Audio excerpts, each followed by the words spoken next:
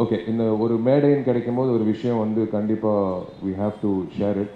Media you're also part of the family. Media நண்பர்கள் you're always part of the fraternity. A give and take policy. உங்களை கெஞ்சி கேட்டுக்கிறேன், தயவு செய்து இந்த ரிவ்யூ வந்து ஒரு 3 நாட்கள் கழிச்சு போடுங்க. ஒரு படம் வந்து ஒரு மூணு ஷோ முடியறதுக்குள்ளேயே வந்து I understand journalism it's a freedom of expression, freedom of thought, everything I completely understand. But human to human நான் கேட்குறேன், ஜஸ்ட் கிவ் தட் ஃபிலிம். ஒரு படம் வெள்ளிக்கிழமை ரிலீஸ் ஆகுதுன்னா give the film to breath little bit. இல்லைனா உங்களோட பேரை போட்டு இது வந்து மக்களோட கருத்து அப்படின்னு போடாதீங்க. இது வந்து நீங்கள் தனிப்பட்ட, I'm not talking of course definitely the news papers எல்லோருக்கும் வந்து அந்த ரெஸ்பான்சிபிலிட்டி இருக்குது. I understand that. ஸ்டார் போடுவாங்க, கீழே பேர் போடுவாங்க, எல்லாமே ஒத்துக்கிறேன். But certain people, certain so call ஜேர்னலிஸ்ட்ன்ட்டு சில பேர் வந்து சோஷியல் மீடியாவில் இருக்கும்போது they are literally ripping films apart. But yes, I agree, that is your point of view. But do it after 3 days or do it on the 4th day. முதல் நாள்லேயே வந்து நீங்கள் 3வது காட்சியில் வந்து உங்களோட கருத்தை திணிச்சு ஏதோ வந்து தமிழ்நாட்டு மக்களே வந்து அந்த கருத்து ஆதரிக்கிறாங்கன்ற மாதிரி போடுறீங்க. I request you again on behalf, இது வந்து நான் தயாரிப்பாளர் சங்க தலைவராக, ஒரு நடிகர் சங்க பொதுச் செயலாளராக, ஒரு நடிகனா, ஒரு மனிதனாக நான் உங்களை கேட்குறேன், தயவு செய்து you are all part of the film fraternity. I hope you understand that, and I hope you understand the sentiments of so many people's hard work. Vishal sir சொன்ன மாதிரி ஒரு படத்துக்கு வந்து 3 நாளுக்கு அப்புறம் நீங்கள் விமர்சனம் சொல்லுங்கள் அப்படின்னு சொல்கிறாரு. இனிமேல் கேட்காதீங்க விஷால் சார், ஏதாவது ஒரு ஆர்டர் போடுங்க. ஏன்னா இந்த 4 பேர் எல்லாரையும் நாங்கள் சொல்லலை, எல்லாருமே நல்லா தான் பண்ணுறாங்க. ஒரு 4 பேர் முடிச்சுட்டு வந்து அந்த 5 நிமிஷத்தில் உட்காந்து பேச ஆரம்பிக்கிறாங்க சார் அவங்க. ஸோ இது வந்து நிறைய தடவை சொல்லி பார்த்துட்டோம், தயவு செஞ்சு இதை பண்ணி கொடுங்க, கொஞ்சம் ஹெல்ப் பண்ணுங்கன்னு சொல்லி ஏதாவது ஒரு ஆர்டர் போடுங்க. எல்லாத்துக்கும் போராடி தான் ஜெயிக்கணும்னு இருக்குது. சினிமா கூட அப்படி போராடணும். நம்மள ஜல்லிக்கட்டு மாதிரி ஒரு இடத்துல உட்காருங்க, நாங்கள்லாம் வந்து உட்கார ஜெயிச்சு காமிச்சிடலாம் ஈஸியாக.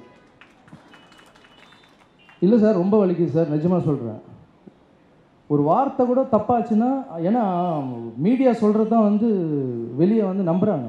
ஒரு கிராமத்தில் இருக்கவங்களாம் என்ன நம்புகிறாங்க, ஓ இது வந்து சொல்கிறாங்க, மீடியாவில் சொல்கிறாங்க, எஸ் கரெக்டுன்னு அப்படி நம்புகிறாங்க.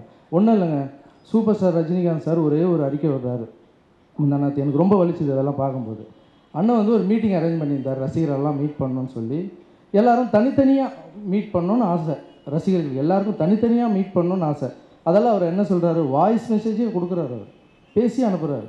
இப்போது எல்லோரும் தனித்தனியாக நம்மளால் மீட் பண்ண முடியாது, கூடிய சீக்கிரமாக நான் எல்லாரையும் கூப்பிட்றேன் அப்படின்னு. அதுக்கு என்ன தலைப்பு போடணும், என்ன எட்டிங் போடணும், இப்போ இல்லை ரசிகரை மீட் பண்ணுறது இன்னும் கொஞ்சம் நாளில் சொல்கிறாரு, அதுதானே போடணும்.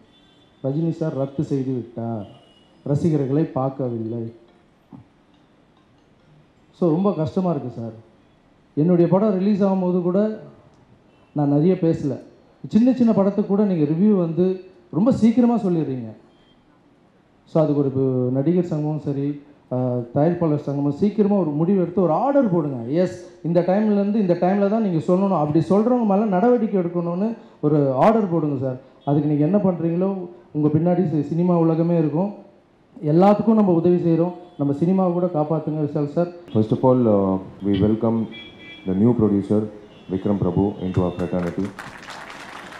ஒவ்வொரு முறை ஒரு புது தயாரிப்பாளர் உள்ளே வரும்போது ஒரு சின்ன தயக்கத்தோடு தான் வருவாங்க, படம் எப்படி எடுக்கலாம், படம் எடுத்தால் கரெக்டாக வருமானு. ஆனால் இவர் டைட்டில்லே வந்து நெருப்பிடான்னு வச்சு களத்தில் இறங்கிட்டார். கண்டிப்பாக அவர் Vikram Prabhu as a producer and Vikram Prabhu as an actor will definitely win. ஏன்னா நிறைய நடிகர்கள் வந்து முதல் தடவை ஒரு படத்தை தயாரித்து when they want to take themselves to the next level, it has always succeeded. Typical example Dhanush இருக்காப்புல, நிறைய பேர் இருக்காங்க அந்த மாதிரி. So Vikram Prabhu, you are on the right path and you have the right name for your production house, first artist. இந்த படம் பொறுத்த வரைக்கும் definitely it's they have touched a new genre. ஏன்னா ஒரு ஃபயர் சர்வீஸ்மேன் பற்றி நம்ம படங்கள் நிறைய பார்த்ததில்லை. So the visuals are nice and I wish all the very best to the new director. கண்டிப்பாக புது இயக்குனர்னால் ஒரு புது முயற்சி இருக்கும், ஒரு ஃபயர் இருக்கும். Definitely he would have done a brilliant job. Aadi Rajasekar sir, இனிமேல் நீங்கள் உங்கள் டைட்டிலே போட தேவையில்லை, இந்த மாதிரி காட்சிகள் வந்தாலே ஆட்டோமேட்டிக்காக எல்லாருக்கும் தெரியும் அது ஆர்டி ராஜசேகர் சாரோட சினிமாட்டோகிராஃபின்னு. The hero of the day Sean Roldan. உங்கள் ப்ரீவியஸ் படங்களும் வந்து பாடல்கள் கேட்டிருக்கோம், அண்ட் ஈவன் இன் திஸ் ஒரு பாடல் கேட்டிருக்கோம். You are rocking, and you know the next gen music directors இந்த மாதிரி பசங்க வந்து கலக்கும்போது ரொம்ப சந்தோஷமாக இருக்குது. ஏன்னா இயக்குநர்களுக்கு வந்து ஒரு சாய்ஸ் ஆஃப் மியூசிக் டைரக்டர்ஸ் நிறைய இருக்கும்போது it's really wonderful. And thank you Prabhu sir for inviting me. It's really nice to come to your house. சாப்பிட வரும்போதோ இல்லை ஒரு நிகழ்ச்சிக்கு வரும்போதோ ரொம்ப ரொம்ப ஒரு வாட்டி ஃபோன் பண்ணாலே போதும், ஆட்டோமேட்டிக்காக வந்து ரீச் ஆகிடுவோம். Because the hospitality over here is one of the best in Tamil Nadu. ஆண்டி தெரியும் அது. ஏன்னா பிரபு சாரும் ஆண்டியும் சமைச்சு கொடுத்தாங்கன்னா அது சுந்தர் சாருக்கு தெரியும். 3 மணி நேரம் ஷூட்டிங் நிப்பாட்டி சாப்பிட்டோம் எங்கள் படப்பிடிப்பப்போ. God bless you all. Thank you. முதல்ல நான் ஒரு 3 பேருக்கு நன்றி சொல்லணும். இந்த கேட்டு உள்ளே வர்றதுக்கு எனக்கு தகுதி இருக்கா இல்லையான்னு எனக்கு தெரியாது. இந்த வீட்டு ஃபங்க்ஷனில் ஒரு மேடையில் உட்காந்துட்ருக்கேன், அதுக்கு 3 பேருக்கு நான் நன்றி சொல்லணும். என்னை வளர்த்து எடுத்து இந்த இடத்துல நிற்க வச்சு என்னை தாய்க்கு என்னுடைய நன்றியை தெரிவிச்சுக்கிறேன். அதுக்கப்புறம் என்னை ஃபீல்டு கூப்பிட்டு வந்த சூப்பர் சுப்ராயன் மாஸ்டர், என்னுடைய சூப்பர் ஸ்டார் ரஜினிகாந்த் அவர்களுக்கு என்னுடைய தேங்க்ஸ் சொல்லிக்கிறேன். ஏன்னா இவங்க ஹெல்ப் பண்ணலாம் நான் இப்போ இந்த மேடையில் இந்த குடும்பத்தில் வந்து உட்காந்து ஒரு ஃபங்க்ஷனில் கலந்துக்கிட்டு அந்த பேசுகிற வாய்ப்பே எனக்கு கிடச்சிருக்காது. அதுக்கப்புறம் விக்ரம் பிரபு சார், ரொம்ப நல்லாயிருக்கு. ட்ரெய்லர் பார்த்தோம், டீசர் பார்த்தோம்.